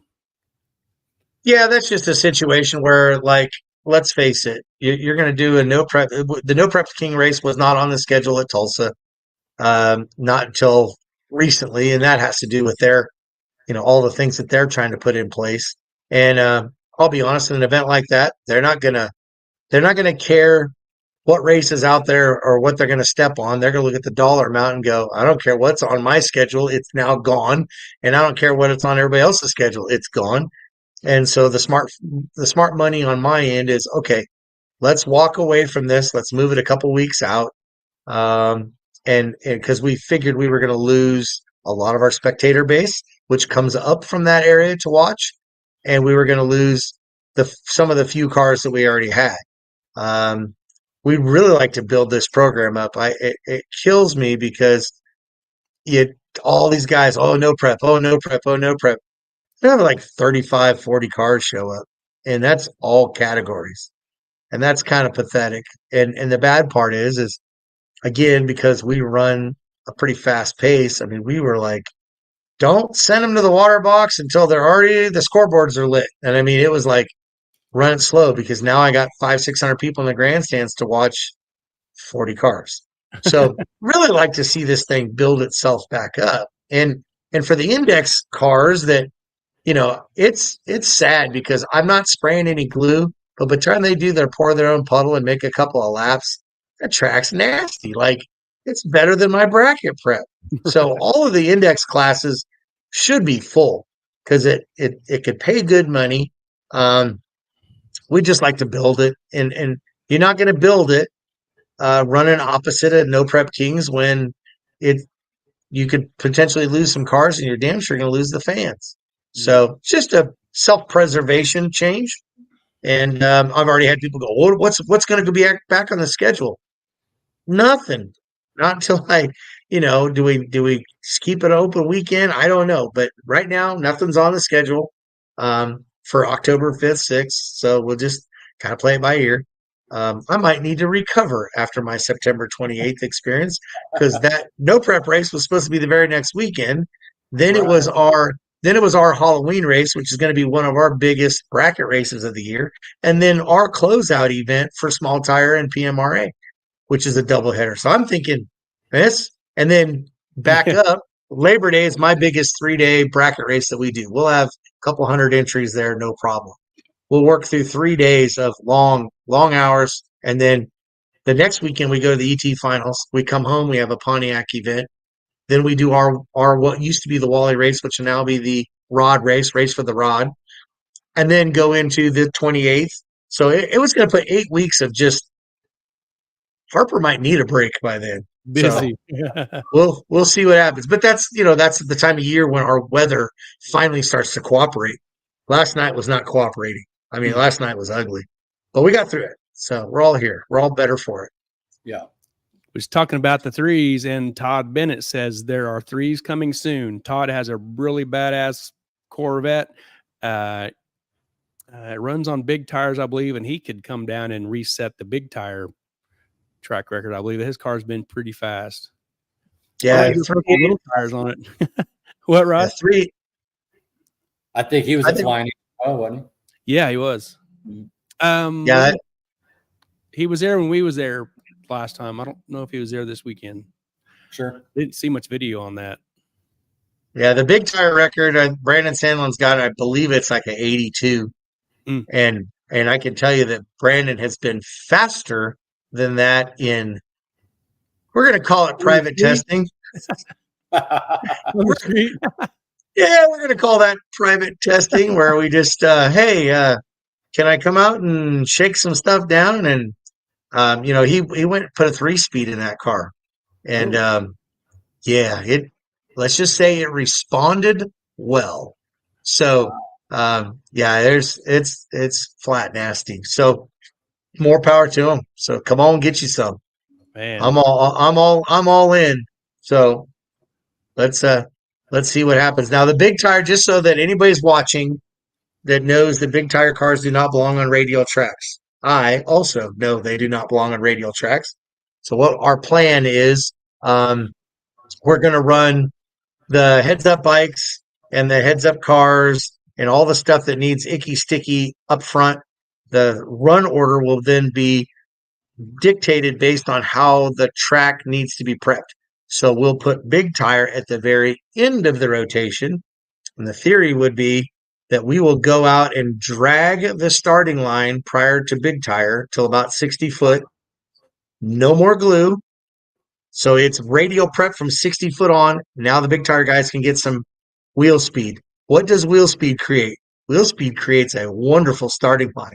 Then all I got to do is go back and get on my sprayer and spray it 100% right after they just got done laying it down. It's like having a rotator. free rubber. Free rubber. And so wheel speed creates rubber that's laid down. Fresh rubber that's laid down with 100% glue on it is a nasty combination. and as long as we watch the buildup factor, and that's all dictated by sprayer speed, how much you lay down. You can only shellac it a couple of times, and then you got to start speeding up the sprayer, or you're going to get it gooey. So those are all the things that we know, and that's are all track prep secrets from the. We're going to call us. I'm going to put myself in a category of legends of track prep guys that we know what to do and when to do, but that's kind of how it's going to work, and it'll actually be great because your 470 index guys and your big tire guys will be at the end of the rotation, so that maybe we can get these guys off the starting line without shaking and tearing stuff up, because you pretty much have to have Brandon's power level to not shake the tires as tight as the racetrack is if you run them too close. And for years, we always ran small tire cars and then the big tire cars right after, and they just shake like hell. And it's like, no. Run all them index cars and all them bikes and all that stuff through, then go out and drag the track, knock the edge off of it. It's still going to pull 275, 300 on a grip, but at least they can get some wheel speed. And then when they're done, put the fresh tack on it, then we go. So those big tire guys that are watching, we got your back. We're not going to tear you up. You'll be all right. Right. You mentioned some track upgrades, and we got some pictures of all these lights lit on. Yeah, it's not bad. Now you can actually see. That's not a light. Yeah, good. it's been a slow roll. John Moggins has helped us out tremendously with elite payment processing and got us the lighting. Purchased the lights. Me and my guys who are not electricians. We're becoming electricians. I drive the telehandler, and somebody else way braver than me goes up in the basket, and we're putting them together. In the shutdown area, we're on like 16, 18-foot poles instead of the 30-foot poles, because I don't have the money to do the foundations for the actual light poles yet.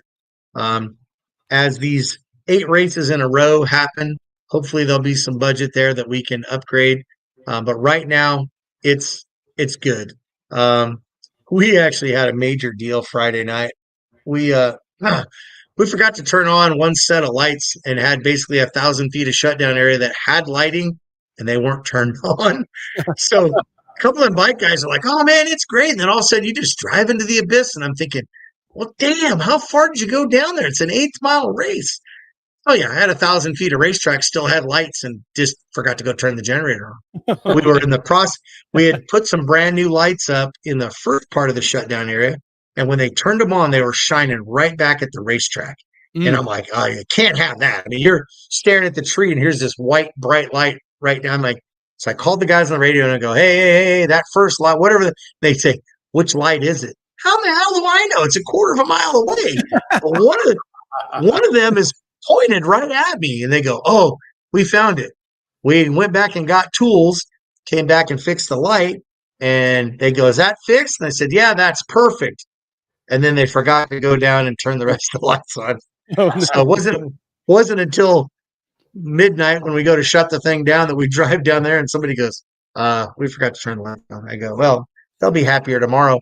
So we turn the lights on, and everybody's like, "Man, it's really nice now." I said, "Yeah, they were on. That's all. Just lights were on." So Awesome. So one thing that we are doing that we'll have done before Labor Day is, I don't know if anybody noticed, but our pits were only lit halfway, maybe a little past halfway, and then the lights just stopped. We got lights to go the rest of the way in the pits too. So now we're trying to have them all done before Labor Day weekend, because we use almost all the pits for that Labor Day race. It's so big. So so that's a huge deal that we're real excited about. Let's get those pit lights up. That's a project that Jim had started years ago, and due to health reasons and stuff, it just kind of got dropped. And quite honestly, the car counts weren't big enough to warrant needing the other set of lights. But now we've grown enough, and we've got enough reputation as being a great bracket racing facility that guys want to come and join us and spend some time with us. And so that means we've got to then turn around and make it nice for them and give them some light. So that's that's one of the things we're going to be working on. Another quick limited question here. Charles McPherson, we see him a lot in the index stuff. He says, can you have big block nitrous in the limited class?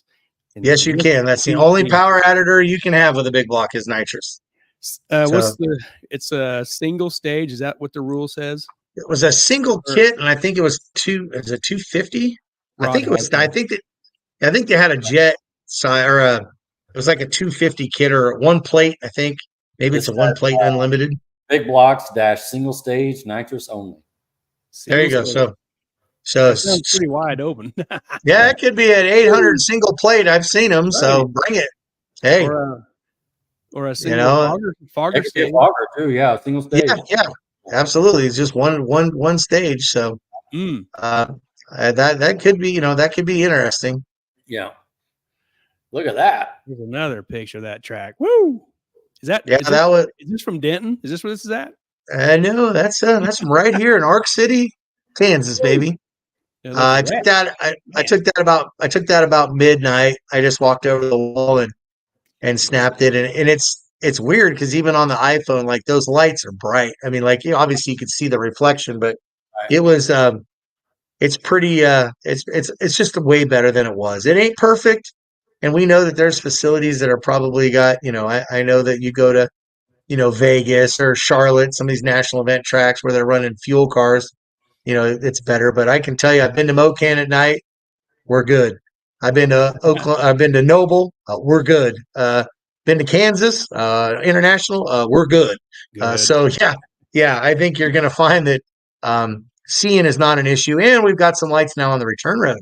So before you used to round the corner and you're like, I'm out here in the dark trying to roll my parachute. Somebody going to run me over and clip me in the ass while I'm trying to do this, and so now there's at least some light down there to keep you protected there too. So that's all we wanted. Awesome. Great. I see Johnny Morgan's watching right now, so shout out to you helping out the Harpers there for the lights. That's awesome. Right on. Oh yeah. We couldn't do everything that we do out there without Johnny. He supports us quite a bit, so that's a good deal. And this is where he's actually you guys ought to be thanking him a lot. He's the reason why I'm here. I don't know if we ever got into that story, but John came up to our track in Iowa that we were running, and noticed at one point he came one year and everything was peachy. He came back the next year and, well, things had changed. Ownership had changed, and I was pretty disgruntled at that point and was kind of looking for a new home. And he basically said, you need to come to Mid America. And I'm like, where? And he's like, oh, Chris Maybrier's shop. And I said, well, I thought he was selling it. He's like, he won't sell it if you'll come run it. And he goes, I'll guarantee it. And I said, well, get him on the phone. And that set up the first meeting. And then I came down and John sat in the grandstands with me. And he goes, what do you think? And just my 2 cents, I'm like, well, I would change this and this and this and this and this. And other than that, it's probably about perfect. And he said, you're hired. I said, you don't got the huevos to do that. He goes, oh yeah, I do. Hey, do whatever I tell him. You watch. He walks down, and next thing you know, Chris walks over and says, yep, you're hired. And I said, we probably should talk about this because there's a lot to moving 7 hours away and this and that. But John was the reason why I'm here. So hats off to John. I thank him every time I see him because I got a great home here. And I like the racers. I know we love here. That's awesome. He says they're good at spending my money. Absolutely. I told you that going in, buddy. I said I was going to suck you in, and I done just that. So I did everything I said I was going to do. Yeah. Mrs. Harper says, we love you, John. Yeah. Well, Elite Payment Partners is a big marketing partner. Thank you, John. Gary, and you can't go ahead. Talk about it all the time, though, about the Harpers being at Mid America, and just think like if he wouldn't have went down there and talked to you that first conversation, then I'm not liking it here, and then him, thinking through it and talking to Chris and stuff. But those two conversations wouldn't have happened. Where would we be? Yeah, absolutely, and that's why I'm saying I believe everything happens for a reason. I mean, let's face it, the things that happen in life, and you go, oh, that sucks, and then 3 minutes later, you found out it was a way better deal. And my wife says I have a golden horseshoe stuck up my ass because every time things go bad, 15 minutes later, it's right back on top. And she's like, how does it every time you get something happens in your life and it goes downhill, you just rise and away we go again? And I'm like, it's fate. I'm just, Lord's blessed me with a lot of talent and a lot of good things and people around me. And I just wanted to go to a good spot. I mean, I've dealt with some really bad ownership, and it's hard to work this hard at this business and then have a guy that doesn't appreciate you or feels like it's never enough. And so I was in great shape because Chris had already tried to do this on his own. He knew how hard it was. He knew that it was, and I don't know how he did the track and Harry Street. There's no way. I go up there and spend 10 minutes in his office, and I'm like, you can have this deal. I'm out. Let me go back to just scrubbing racetracks and putting down glue. I don't want no part of this deal. So, but it's made him appreciate what we've been able to accomplish here in a year and a half. I mean, that's bottom line, guys. We ran our first race March 16th of last year. I mean, This is talk about full circle and where we're headed. The future is bright, so we're in good shape there. But yeah, it's a combination. Great ownership. Me and the wife are experienced at this. I've been fortunate. I told Chris when he hired me, I said, "You're lucky. I got my experience and my training on somebody else's dime. Now I know how to do it. So now let's just go for it." And that's a big deal. I mean, we see the stuff going on at Kansas City International, and they're working hard. It's just it's struggling. It's got growing pains, and I was the same way. I mean, I can say we look like we do it all right now. We didn't always do it right. We just learned on somebody else's dime. So works out, and that's the other reason why I'm tired of moving and starting over, because it's starting over every time. Right. I've got a staff right now, Donnie and Josh and Jonathan and Tyson and them guys. They kill it. I mean, they get to the point on race day. I just don't have to say much. I can throw a couple of hand signals. They know what to do. I just get Donnie on the radio. Donnie, I need you up and back both lanes, and then we're going to spray it, out of the right tank, and let's go. And it just happens. And those things don't happen without time, working with the same people. And they got to believe in what we're doing too. And I'll be honest, the feedback and the stuff that you guys do and the comments and we seen the video that Chris put up, the crowd, all of his crew's going just absolutely bonkers. Yes. Now my staff's jumping up and down when that kind of stuff happens. Cause when that car goes to the starting line, I'm on the radio. Okay, guys, this is it. This is what we're shooting for. This is what we're looking for. Gary's in the tower and she's jumping up and down. You can look in the window of the tower and she's jumping up and down. She's taking pictures of the screen. So she's got it. She's like, I can't believe it just happened. And so that's what drives us to go do it. So it's fun. Oh, that's awesome. And John is the reason why. So when you guys are pissed off at me, hate mail, John Moggins. That's who you call. No, oh man. Hey, at the beginning of the year, we were talking about a little bit of construction off 35. Is there any update on that? Nope. Still slow roll. The guys that really have it the worst are the guys from Oklahoma, because they got to go back to Ark City and then down around and through Blackwell and then back out to the highway. We're talking November. Our season will be done. Our season will be done by the time it's done. And I got to tell you, I believe it's hurt us some this year just because it's just not as easy as it was. We had two PMRA guys that didn't know about it. They drove down, went to get off, went 81 back to Wellington and across and Oliver Road. And, they're an hour later getting there and I'm like, sorry, bud, we'd put it out there and I thought that everybody already knew. It's just tough because it's every day. I do it 3 times a day, 3 times a week. I make 3 trips to Newton from my house. It's 91 miles each way to the foot doctor. And so it's just second habit. Hell, they'll have that bridge open and I'll probably forget about it, turn off just because, just go to Oliver Road and go. So no, not fixed yet. And it won't be for our September race unless there's a miracle. They are scheduled to be out till October 31st. All right. We'll just plan on next year then. There you go. Waiting on our government. Yeah. Yeah. Two things to look forward to: the bridge being open and limited 275. Right. Good, Yep. good. Brendan Mock is watching. Hey, Brendan. Yeah, I'm going to rat him out. It was a guest appearance at the racetrack Friday night. Mr. Brendan Mock put on a fire suit, a pair of fire boots, and got into a really nice Corvette that's owned by Dennis and Thomas. It's a bracket car. And Dennis had felt like that for the first 3 or 4 laps, he wanted to hire him a pro to put in it. And I'll be honest, the kid looked really good. I know he bracket raced for a lot of years and won a lot of races. And it's really tough. I joke around and say you can take the bracket racer out of bracket racing and go put him into small tire racing, but you haven't taken the bracket racer out of him. And when he stages his small tire car, he looks like a bracket racer. And when he got in that Corvette, it was boom, boom, boom, boom. Looked like he'd been driving it for 100 years.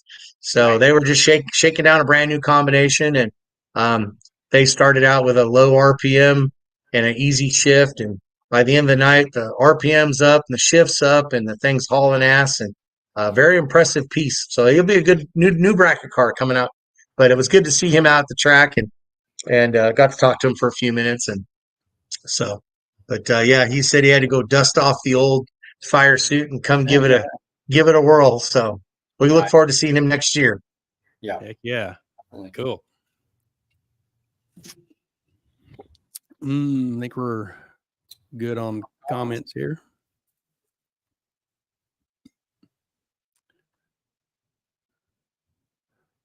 All of our pictures are cleaned up for the most part. All right. Let's shout out to our partners here real quick. Let's shout out to Mid America Dragway Ultra Color Collision Repair, Sandlin Iron and Metal Auto Salvage, and Harry Street Carpet for partners with us in 2024. Thank you very much for being great partners. Yeah, absolutely. Can't do them without them. We can't do without you guys. One thing I will say, PMRA had an outstanding event. That group is growing. We at Mid America Dragway will be announced as the home of the PMRA. That's been our big joke because quite honestly, they've been going to other racetracks and not enjoying the stuff that we give them. Bottom line, I mean, track prep's kind of there. Sometimes it is, sometimes it isn't, and sometimes the scheduling's not working right, and they're not getting the right dates, and just some of the bike riders literally told me that we go to these other places and they just don't want us there. We're just filler, and we just don't feel like we're part of the show. And every time we come here, we feel like we are part of it. And so big shout out to Chad Allen and his group. They're huge supporters of us in the fact that they cover their own payouts. He's got sponsorship for that. So when you see a PMRA bike racer at the racetrack, they paid money at the gate to get in, and it all went towards the racetrack, which is awesome. That's awesome. So heck yeah. We will take them as much as we can. Looks like we're going to do the 2-dayer at the beginning of the year. Sometime we'll do a 1-dayer in the middle, and then the 2-dayer at the end of the year. So we're going to do 5 events for them next year, which is outstanding. Wow. It's kind of crazy. They had such a horrible season with weather that yesterday's event was race number 2 for them. Jeez. Wow. And it's late summer. And it's late summer. They had just rain out after rain out after rain out. And 2 of them were on our end. And then they had other rainouts. And, they went down to Oklahoma City the other day and Noble and had issues. And it's just been terrible for them. So glad to see those guys up and running. And we need their support.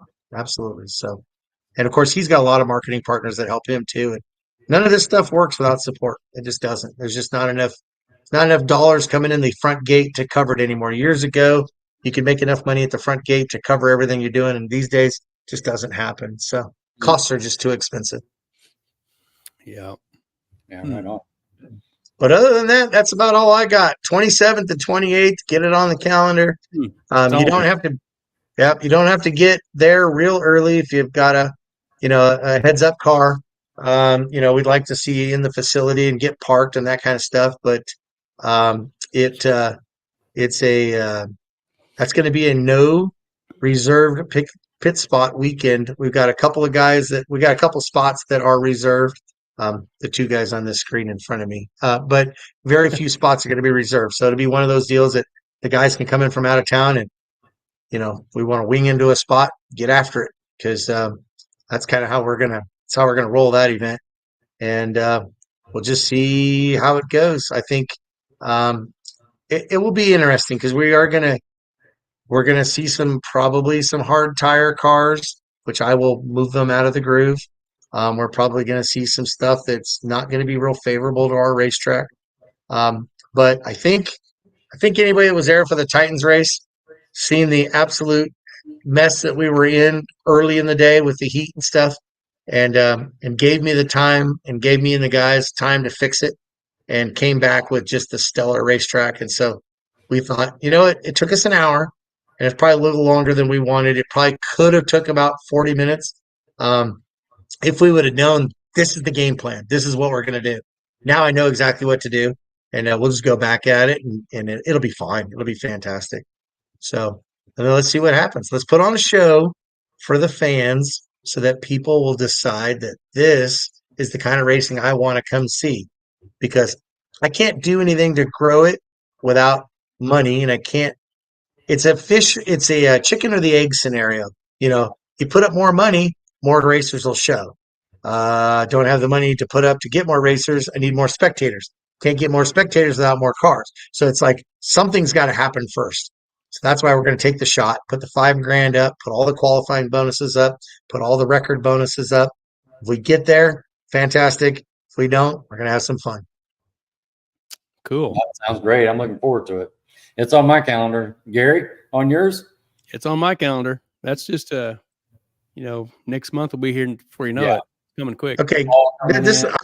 I don't want. There's two things, Gary, that I'm gonna attack you on two things. One, this morning's post from your wife was hilarious. Honking of the horn. That was awesome. I woke up to that.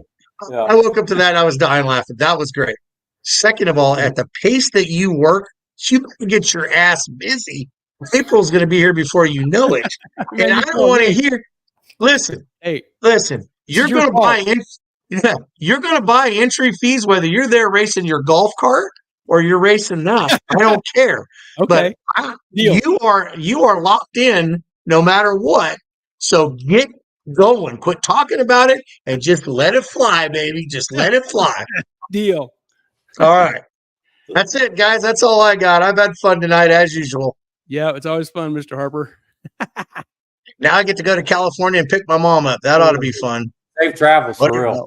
Yeah, be careful. Yeah, we will. We'll get to enjoy the beach about an hour and a half, and then back to work. But be a good deal. Good to get them here and be able to help them out with their health and stuff. So yeah, we're looking forward to the trip. But yeah, it'll be a down and out and a back and ready to go. And next weekend's Labor Day payday, which is our big hoo-ha bracket race. And it's a lot of fun. So a lot of work.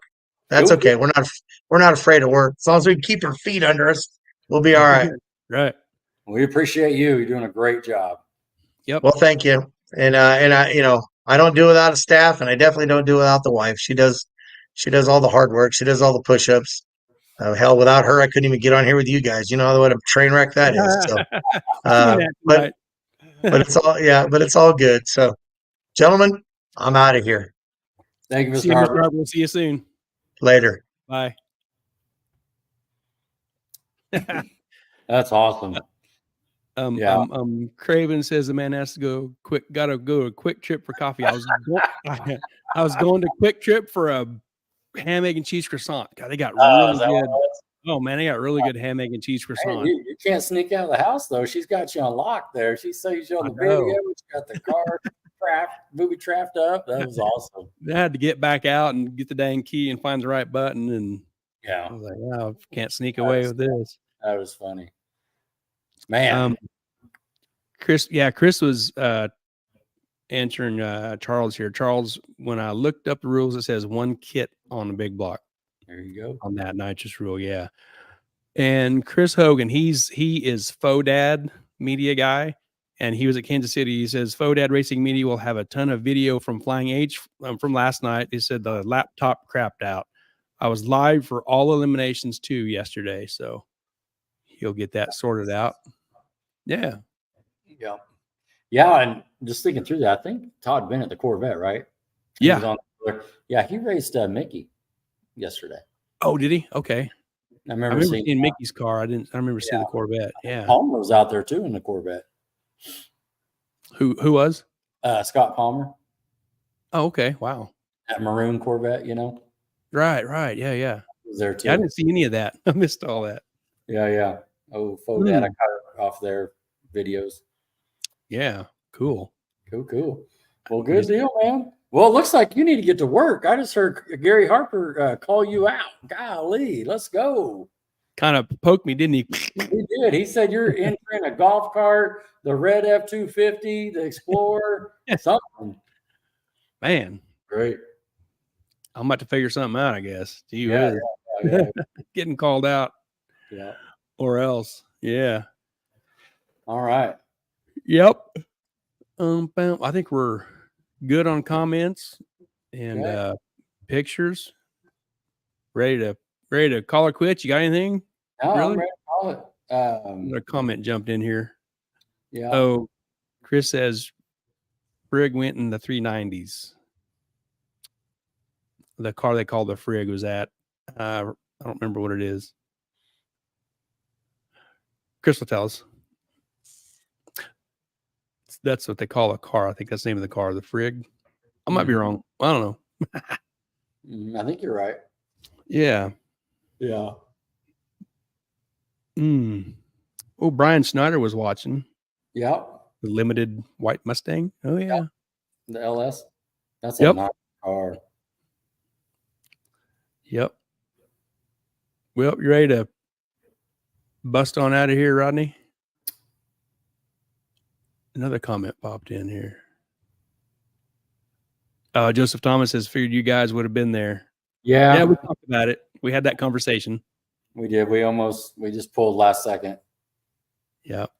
Yeah. Gonna put the attention towards Tulsa coming up and Yeah. making sure all the ducks are in a row and all the doors are on the car. Don't forget the other door. Yeah. Yeah, we're definitely eyeing for that. See how it plays out. Jamin with the stew. Does Jamin Howe is The out in Nebraska, they were there. Yeah. Seen that car, the black and silver. Yeah. Yeah. That's it. Yeah. Craven says, who won the bikini contest if Gary wasn't there? Sorry, Craven. Oh man, who won that? What's 2000, wasn't it? Sorry, Craven. I was eating Quick Trip croissants. He's seen you in your black undies, so that's what's up. He did. I might have to drag him out again sometime. Yeah. There you go. That's great. Oh, That's great. funny, Craven. All right, I think we got a little. Oh man, all the laughs are coming on the Facebook too. Yeah, I'm not going to get in a bikini. No, No, I don't think so. I don't think anybody wants to see that. Seen those memes when you like, hey, you see me on the stripper pole and mind your business or something? Right, $20 is $20. Yeah. Right on. Yep. Well, we're just right at the 2-hour mark. Is a good place to shut her down. We're going to close out the show with Jerry Klingman. We're going to give him the entire screen. We're going to drop out, give him the entire screen for 15, 20 seconds or so. And that is how we will end the show. Sound good to you, Rod? Yes, sir. Rest in peace, my friend. Yes, sir. And we'll be back with somebody next week. Are you ready, Rod? Yep. Let's get our high five knocked out. I went early. All right. We're done. And thanks, everybody. We'll see you next week. Thanks for being here.